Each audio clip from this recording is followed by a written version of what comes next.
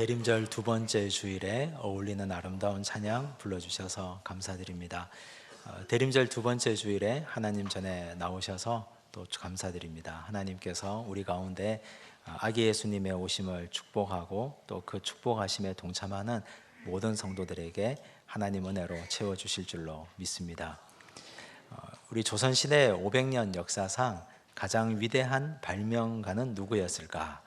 이 질문에 대해서 논쟁의 여지는 있지만 그러나 결론으로 가면 결국 한 사람으로 귀결될 것입니다. 바로 장영실입니다. 장영실이 워낙 유명한 발명가고 워낙 대단한 업적을 남긴 사람입니다. 별자리를 관측할 수 있는 혼천의를 만들었고 시계를 계측할 수 있는 시간을 계측할 수 있는 해시계와 물시계도 만들었고 물의 높낮이를 알 수 있는 수표 또한 만들었습니다. 그분의 발명이 또 위대한 이유는 농민들의 삶에 직접적인 영향을 주었기 때문입니다. 별자리를 계측해서 계절의 변화를 관찰하고 시간을 통해서 정확한 농사 짓는 시간을 특정하고 청계천과 한강의 물높이를 재어서 홍수를 미리 예비하고 대비할 수 있는 그런 놀라운 발명품들을 많이 만들어냈습니다. 세종실록에 보면 그분의 아버지는 원나라에서 귀화한 외국인이었습니다. 그리고 어머니는 관기였습니다. 요즘으로 말하면 다문화 가정에서 태어난 아이였습니다. 그 당시 법대로 어머니가 관기였기 때문에 그도 태어나면서 관노가 되었습니다. 여기서 가까운 동네 현의 관노였습니다. 그런데 워낙 어릴 때부터 손재주가 출중했습니다. 무엇이든지 잘 만들고 잘 고치고 그의 손에 들어가면 모든 것이 다 깨끗해져 나왔다고 합니다. 그래서 사람들에게는 소문이 널리 퍼져 들어가고 세종의 아버지 태종이 그 소문을 듣고 그를 데려다가 왕실에서 궁중기술자로 키웠습니다. 그에게 관직은 내리지 않았지만 궁중기술자로 왕실의 필요를 따라서 일하게 했습니다. 그 당시 어린 시절부터 세종은 어릴 때부터 장영실을 눈여겨보았습니다. 아마 마음에 생각했을 것입니다. 내가 나중에 왕이 되면 이 사람을 더 높은 관직을 주어서 잘 활용해야 되겠다 생각했을 것입니다.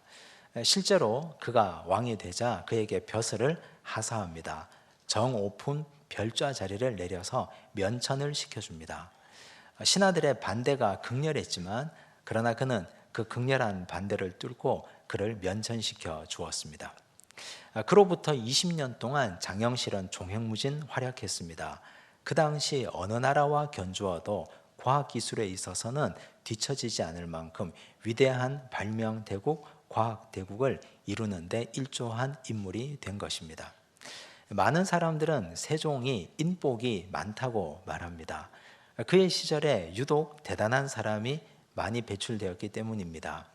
한글 창제에 기여한 집현전 학사들, 그리고 사군 육진을 개척한 김종서와 최윤덕 장군, 남쪽에서 왜구를 토벌한 이종무 장군, 과학기술에는 장영실, 그리고 정치에는 황희와 맹사성 같은 재상들, 이분들이 한 시대에 풍미했기 때문에 아마 세종은 이분들의 도움을 힘입어서 땅 짚고 헤엄치듯이 정치를 했을 것이다. 사람들은 그렇게 말합니다. 하지만 그것은 세종이 다른 왕들과 차별화되는 걸 모르고 하는 이야기입니다. 다른 왕들과 세종의 가장 큰 차이가 있는데 다른 왕들은 왕과 백성 사이를 철저하게 선을 그어놓고 있었습니다. 오히려 백성들이 왕을 위해서 죽으라면 죽는 신용도 해야 될 정도로 헌신적으로 왕을 섬겨야 된다고 생각했습니다. 모름지기 그것이 백성의 태도와 백성의 존재 목적이라고 여겼습니다. 하지만 세종은 달랐습니다. 선을 넘어 들어갔습니다. 백성을 사랑한 것입니다. 그래서 우리는 세종을 특정할 수 있는 키워드를 애민정신이라고 말하고 있습니다. 백성을 사랑했기 때문에 한글을 창제해서 그들이 이용당하지 않도록 도와주었고, 백성을 사랑했기 때문에 장영실을 면천시켜서까지라도 그에게 많은 발명을 통해서 삶을 윤택하게 만들어 주려고 했고, 백성을 사랑했기 때문에 북쪽의 오랑캐들의 침입을 막아내도록 여러 장군들을 동원해서 사군 육진을 개척했습니다. 그렇게 백성을 사랑했기 때문에 좋은 정치인들을 등용해서 훌륭한 정치를 펼쳐 나갔던 것입니다. 그가 선을 넘지 않았더라면, 백성을 향한 임금의 사랑의 선을 넘어가지 않았더라면 어떻게 그런 위대한 인물들이 한 시대에 함께 나올 수 있었겠습니까?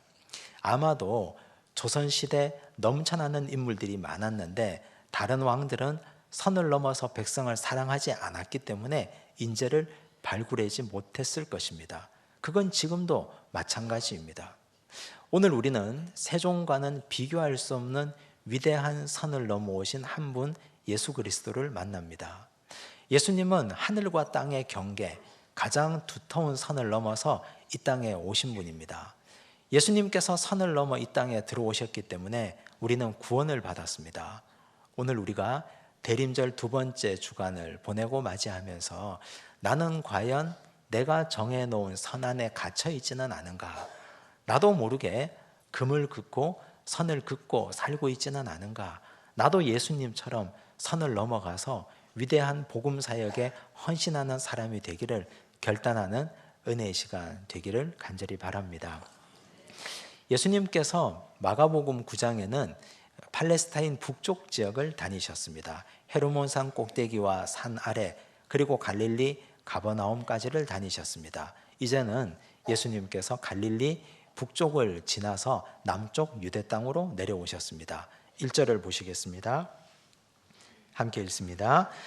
예수께서 거기서 떠나 유대 지경과 요단강 건너편으로 가시니 무리가 다시 모여들거늘 예수께서 다시 전례대로 가르치시더니, 유대 지경과 요단강 건너편으로 가셨습니다. 지도를 펼쳐놓고 나면 유대 지경은 팔레스타인 남쪽에 있습니다. 그리고 지도를 보면 요단강 건너편은 요단강 오른쪽, 즉 동쪽이라는 뜻입니다. 예수님께서는 요단강 동쪽 지역으로 가셨는데 이 지역을 좀 더 구체적으로 말하면 베레아 지역입니다. 이 베레아 지역은 구약 시대에 보면 모압 사람들이 살던 이방인 지역이었습니다.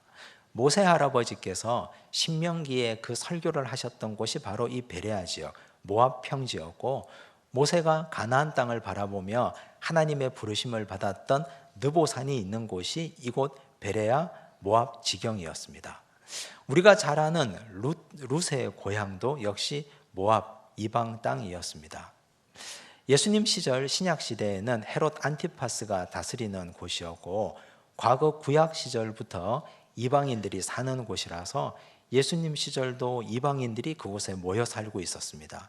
그리고 그곳에는 가난한 자들, 소수자들이 함께 모여 사는 곳, 그곳이 바로 베레아 지역 요단 동쪽이었습니다. 예수님께서는 그곳을 자기 집 드나들듯이 자주 다니셨습니다. 그 당시 법으로 명시되어 있지는 않았지만 유대인들에게 금기시되는 지역이 있었는데, 첫째는 사마리아고, 둘째는 이방인 거주 지역이고, 셋째는 나병 환자들이 모여 사는 집단 거주지였습니다. 사마리아는 역사적 배경 때문에 그렇습니다. 북이스라엘이 기원전 722년에 멸망당하는데 그때 아시리아의 군대가 그곳을 주둔합니다. 그때부터 혼혈이 생겼습니다.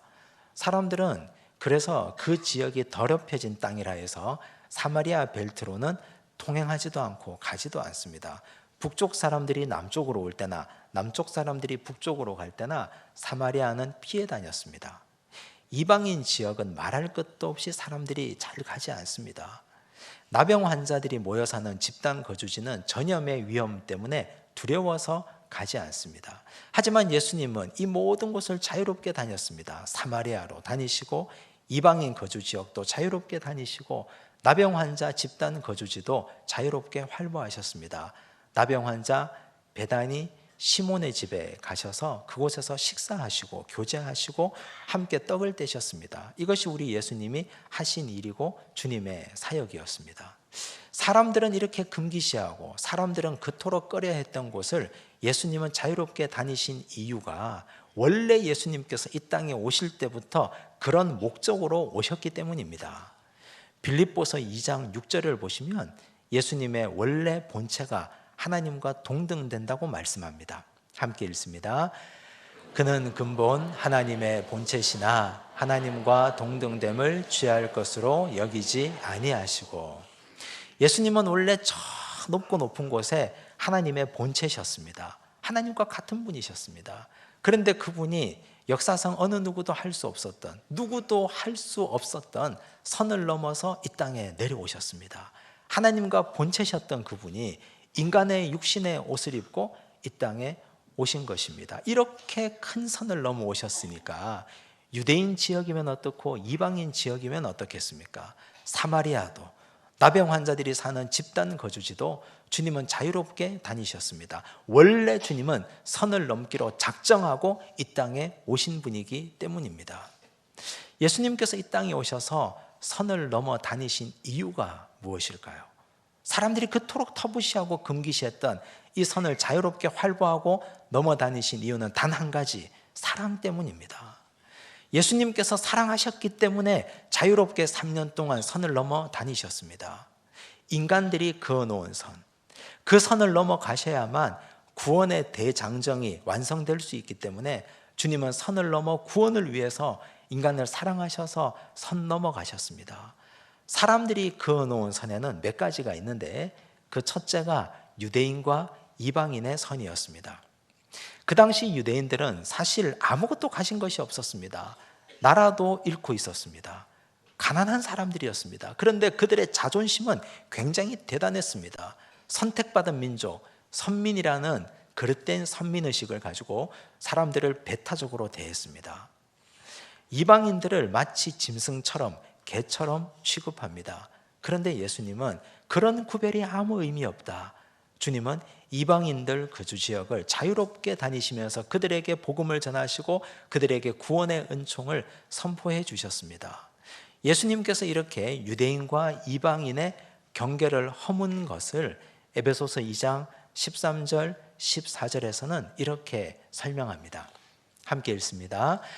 이제는 전에 멀리 있던 너희가 그리스도 예수 안에서 그리스도의 피로 가까워졌느니라. 그는 우리의 화평이신지라. 둘로 하나를 만드사 원수된 것 곧 중간에 막힌 담을 자기 육체로 허시고. 원래 가운데 벽이 있었습니다. 유대인과 이방인 사이에 두터운 벽이. 그런데 예수께서 자신의 피로 자신의 육체가 허물어지심으로 유대인과 이방인의 이 벽이 온전히 무너지고 하나가 된 것입니다. 예수님을 따르는 바울이 뒤를 이어서 복음의 세계화에 일조합니다. 바울도 이방인 지역만 찾아다니면서 전도했습니다. 하나님께서 바울을 택하시면서 이 사람 바울은 이방을 위하여 택한 나의 그릇이라고 말씀하셨을 만큼 유대인과 이방인의 차별과 구별을 하나님은 한꺼번에 정리하셨습니다. 사실 우리도 유대인 입장에서 보면 이방인입니다. 예수님이 아니었더라면, 바울이 아니었더라면, 바울의 뒤를 이어서 일어났던 수많은 선교사들이 아니었더라면, 그들이 선을 넘지 않았더라면 우리에게는 복음이 전파될 수 없었습니다. 100여 년 전 이 땅은 암흑천지였습니다. 가난한 나라였고 은자의 나라, 은둔의 나라. 세상에서 가장 가난한 나라가, 지구상에서 가장 비참한 나라가 이 나라, 이 땅이었습니다. 그런데 예수의 정신으로, 바울의 복음 전파의 정신으로 일어난 많은 선교사들이 자신의 선을 넘어서 이 땅에 왔습니다. 사람들은 미쳤다 하고 사람들은 붙잡고 말렸지만 그들은 예수님을 따라, 바울을 따라 모두가 선을 넘은 사람들이었습니다. 그분들이 이 땅에 와서 복음을 전했습니다. 교회를 세웠습니다. 말씀을 증거했습니다. 학교를 세워서 문맹을 해결했습니다. 병원을 세워서 우리를 고쳐주었습니다. 그래서 오늘 우리가 이 자리에 앉아 있는 것입니다. 선을 넘은 사람들의 그 수고 덕분에, 그들의 헌신과 눈물과 피땀 덕분에, 최초의 선을 넘어오신 예수님의 선 넘어오신 그 사랑 때문에 오늘 우리가 이 자리에서 구원받은 백성이 되어 있는 것입니다. 이 어찌 놀라운 일이라 아니할 수 있겠습니까? 예수님께서 이 땅에 오셔서 또 선을 넘어가신 것은 남자와 여자의 선을 넘어가셨습니다. 세상의 절반은 남자고 세상의 절반은 여자입니다. 그런데 사실 예수님 당시의 지배구조는 남자들이 가지고 있습니다. 여성들은 숫자에도 들지 못했습니다. 수를 셀 때 성인 남자의 수만 세니까 여성이나 아이들의 수는 숫자에서도 제외되었습니다. 그만큼 여성들은 멸시받았습니다. 그런데 예수님은 여인들을 사랑하셨습니다. 그분들의 고통을 극진히 가슴으로 안아내셨습니다. 수로보니게 여인, 이방인이고 여자입니다. 딸은 귀신 들렸습니다. 좋지 않은 조건은 한꺼번에 가지고 있는 여인이었습니다. 주님은 그 여인을 고쳐주셨습니다. 딸을 고쳐주시고 여인의 마음도 만져주셨습니다.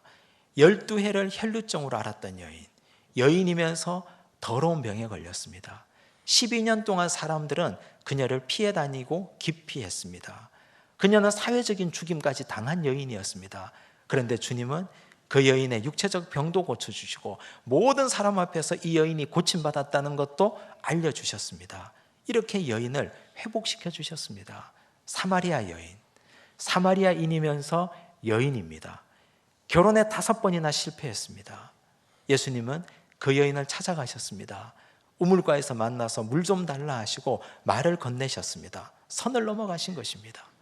그리고 거기서부터 시작해서 여인을 회복시켜 주시고 복음사역의 동역자로 그녀를 세워주셨습니다. 이 어찌 놀라운 일이 아닐 수 있겠습니까? 남자와 여자가 결혼해서 가정을 이루고 자녀를 낳아 기릅니다. 그래서 여성은 남성의 동역자고 남성은 여성의 동역자고 함께 가정을 세우고 사회를 이루어 갑니다. 그런데 예수님 당시뿐만 아니라 오늘 이 시대에도 보이지 않는 여성들에 대한 차별과 억압이 존재하고 있습니다. 부인할 수 있겠습니까? 오늘이 21세기를 살아가는 우리에게도 여전히 그런 못된 습관이 남아있다고밖에 인정할 수밖에 없습니다. 교회는 어떨까요? 교회라고 별반 다르지 않습니다. 우리 교단의 최고 의사의결 기구가 교단 총회인데 교단 총회의 대표들이 모이는 총대가 1,500명입니다. 전국의 각 노회에서 목사님, 장로님들을 파송해서 모인 총대들의 숫자가 1,500명인데 지난 9월에 열렸던 총회에서 여성 총대들의 숫자가 1,500명 중에 자그마치 26명입니다. 퍼센트로 따지면 1.7%밖에 되지 않습니다. 당황스럽지 않습니까? 이런 숫자가. 교회 공동체에서 어떻게 여성의 리더십을 이렇게밖에 인정할 수가 없는가? 사실 그건 우리 교회도 마찬가지입니다. 우리 교회 당회에 여성 장로가 없지 않습니까? 사실 교회 공동체에서 여성들이 일을 하지 않는다면, 여성들이 헌신하고 수고하지 않는다면 오늘 이 교회가 어떻게 움직여 가겠습니까? 여성의 수고가 교회에서 빠져버린다면 교회는 교회로서 존재 가치가 존재할 수가 없을 만큼 커다란 타격을 받을 것입니다. 그런데 여전히 교회는 인습과 습관에 매여서 남성 중심의 사고로 여성들을 억압하고 보이지 않는 장벽과 선을 그어놓고 있는 것입니다. 예수님께서는 그런 차별과 그런 억압을 철폐하시기 위해서 이 땅에 오셨습니다. 그래서 주님 당시에는 사람들이 예수님에 대해서 의혹의 눈길도 많이 가지고 있었습니다. 하지만 주님은 개의치 않습니다. 원래부터 하나님께서 창조하실 때 남과 여의 구별과 차별이 없었기 때문입니다. 또 하나, 그 당시 예수님 당시에 인위적인 인간의 선이 있었는데 의인과 죄인의 구별이었습니다. 하나님이 너는 의인이다, 너는 죄인이다 이렇게 선을 그어 놓으신 것이 아닙니다. 인간들이 임의로 우리는 의인이고 너희들은 죄인이다 선을 그어 놓았습니다. 죄인 중에 가장 용서받지 못할 죄인이 그 당시에는 세리와 창기들이었습니다. 그런데 예수님의 별명이 마태복음 11장 19절에 보면 이렇게 나옵니다. 함께 읽습니다. 인자는 와서 먹고 마시매 말하기를 보라 먹기를 탐하고 포도주를 즐기는 사람이요 세리와 죄인의 친구로다. 예수님께서 세리들과 함께 식사를 자주 하시니까 예수님 제자 가운데도 세리 마태가 있었고 예수님께서 누가복음 19장에 여리고 성으로 들어가시다가도 삭개오를 만나시고 그 눈빛을 차마 거절할 수 없어서 그의 집에 하루 유하시면서 너에게 오늘 구원이 임했다 말씀하셨기 때문에 사람들은 예수님을 가리켜 세리의 친구, 또 세리와 함께 다니는 창기들과 함께 식사를 즐겨 하셨기 때문에 창기의 친구라고 불렀습니다. 먹기를 탐하고 포도주를 즐기고 세리와 죄인의 친구로다. 비아냥거리는 말입니다. 예수님 보실 때는 종교 지도자들, 바리새인 서기관들, 율법학자들, 많은 종교적 권력을 가진 사람들, 그분들도 모두 죄인이었습니다. 드러나지 않는 죄인, 회칠한 무덤을 가진 죄인, 그러나 드러난 죄인, 세리와 죄인, 그들도 역시 하나님 앞에 모두 다 죄인이었습니다. 의인과 죄인의 선이 구분이 필요 없을 만큼 우리 모두가 하나님 앞에 죄인입니다. 예수님 보실 때는 모든 사람이 죄인이지 나는 의인이고 너는 죄인이다, 이런 구별과 차별이 존재하지 않았고 의미가 없었던 것입니다. 그런데 사람들은 왜 이렇게 선 긋기를 좋아할까요? 선을 그어놓고 구별해 놓아야 내가 누군가를 지배할 수 있고 우월성을 담보받을 수 있기 때문입니다.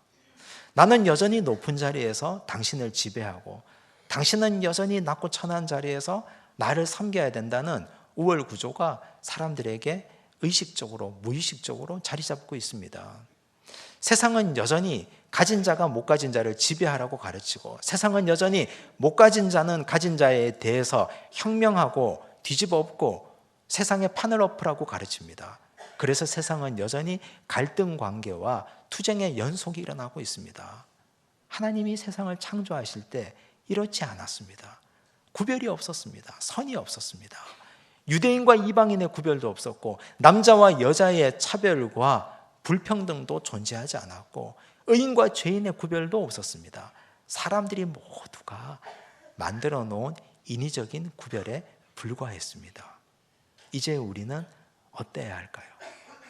이제 우리가 선을 넘어 들어오신 예수님을 경험하며 이 대림의 시간을 보내며 우리는 어떤 인생을 살아야 하겠습니까? 우리도 자유롭게 선을 넘는 사람들이 되셔야 됩니다. 우선 가족들 간에 선이 있어서 참 편하다고 생각했던 분들도 계실 것입니다. 부모는 자식에 대해, 자식은 부모에 대해, 일가 친척끼리도 이 선은 넘어가지 않는 것이 서로에게 유익하다고 생각하는 분들도 계실 것입니다. 그러나 넘어가 보십시오. 먼저 손을 잡아 보시고 먼저 손 내밀어 보시고 사랑한다고 말해 보십시오. 서로 교회에서 얼굴만 보고 저분이 우리 교인이구나 했던 사이들끼리도 인사 건네보시고 악수를 청해 보십시오. 갑자기 사랑한다고 말해 보십시오. 당황스러울 것입니다. 그런데 그 안에 남모르는 마음의 기쁨이 솟아올라올 것입니다.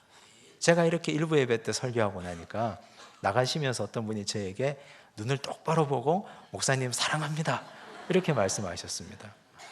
당황스러웠지만 기분이 좋았습니다. 그러면서 서로가 사랑의 선을 넘어가고 사랑한다 말하고 손잡아주면서 우리 사회가 따뜻해지지 않겠습니까? 서로 이웃들끼리 목례만 하고 눈인사만 하던 사이가 사랑의 인사를 건네보십시오. 선을 넘어가 보십시오. 집을 열고 우리 집에 초대해 보십시오. 식탁 교제를 나누어 보십시오. 멋쩍고 당황스럽지만 그러나 그 속에서 하나님의 사랑이 새롭게 샘솟아 올라올 것입니다. 선을 넘는 것은 바로 선교의 본질입니다. 예수님 시절에 예루살렘에만 매몰되어 있었다면 어떻게 세계 선교가 일어날 수 있었겠습니까? 예수님께서 예루살렘을 넘어 온 유대로, 유대를 넘어 사마리아로, 사마리아를 넘어 땅끝으로 가라고 말씀하셨습니다. 이것이 선교입니다. 선교의 본질은 선을 넘는 작업입니다. 내가 남모르게 그어놓았던 나 자신의 선 안에 갇혀 있으면 선교라는 위대한 역사는 일어나지 않습니다. 선을 넘어 예루살렘에서 유다로, 유다에서 사마리아로, 사마리아에서 땅끝으로 나아가시기를 바랍니다. 우리 교회는 예루살렘 사역을 하고 있는데 거창한 사역이 아니고 교회 주변 이웃을 섬기는 사역입니다. 담장을 마주하고 있는 사역을 예루살렘 사역이라고 부릅니다. 교회와 담장을 마주하고 있는 이웃들이 교회에 대해서 어떤 느낌을 가질까요? 이 교회 제발 좀 딴 데 갔으면 좋겠다. 이 교회 때문에 못 살겠다. 이러면 교회가 예루살렘 사역을 잘못한 것입니다. 우리 교회가 딴 데 가려고 한다면 주변 이웃들이 들어와서 들어눕고 안 된다고, 여기 있어야 된다고 해야, 그래야 교회가 제대로 살아온 것입니다. 먹을 것도 나누고 이유 없이 섬기고 뭔가 아무것도 하지 않았는데 자꾸만 베풀고, 그래야 담장 사역이 되지 않겠습니까? 교회 이 넓은 주차장에 평일에 이웃들이 주차하고 자유롭게 다니고, 그래야 이 교회가 예루살렘 사역 담장을 허물고 선을 넘는 교회가 될 것입니다. 하나님께서는 작은 것부터 선을 넘어가라고 말씀하셨습니다. 유대 사역은 우리 교회가 하지 않는 사역을 하는 이웃 교회를 돕는 것입니다. 농아인들을 위한 교회, 노숙인들을 위한 교회, 그 외에 다른 여타의 사역을 하는 유대를 위한 사역들, 이 땅에 있는 여러 힘들고 어려운 교회를 돕는 사역들, 사마리아 사역은 탈북인들을 위한 사역, 북한 선교를 위한 사역입니다. 언젠가 통일이 되면 저 북한 땅에 교회를 세우고 사람을 파송해야 될 텐데, 그때를 대비해서 기금을 모으는 사역, 이 땅에 있는 탈북인들을 위해서 그들의 경제적 형편을 고려하고 돕는 사마리아 사역. 땅끝 사역은 민족과 인종을 초월한 사역입니다. 힌두 지역을 위해서 거점 사역을 진행하고 있습니다. 올해 우리 청년들이 그 지역을 단기 선교 다녀왔습니다. 이슬람 지역으로 거점을 넘기고 이제 선교의 끝물이라고 하는 중국을 위해서도 우린 마음을 열고 그들을 섬겨야 될 것입니다. 거침없이 선을 넘고 끊임없이 선을 넘고 우리 마음속에 있는 여러 가지 인간적인 선들을 철폐하고 나아가야 하나님 나라 복음의 역사가 완성될 것입니다. 부디 선을 넘어 이 땅에 오신 우리 예수님의 선 넘는 사역을 본받고 기억하고 깨달아 우리도 여전히 좋은 의미에서 복음의 선을 넘어가는 믿음의 백성 되시기를 간절히 바랍니다. 기도하겠습니다. 하나님 아버지, 감사합니다. 하늘과 땅에 두텁고 무거운 선을 넘어 이 땅에 오신 예수님을 기억합니다. 예수님의 그 놀라운 사랑과 은혜를 힘입어서 선을 넘어서 많은 곳으로 전도하러 가신 바울을 비롯한 수많은 선교사들을 기억합니다. 유대인과 이방인의 선을 넘어가셨고 남자와 여자의 선을 넘어가시고 배운 자와 배우지 못한 자의 선을 넘어가시며 가진 자와 가지지 못한 자의 선도 넘어가시며 의인과 죄인의 선을 넘어가신 놀라운 예수님의 사랑을 기억합니다. 주님, 오늘 우리는 어느 선에 갇혀 있습니까?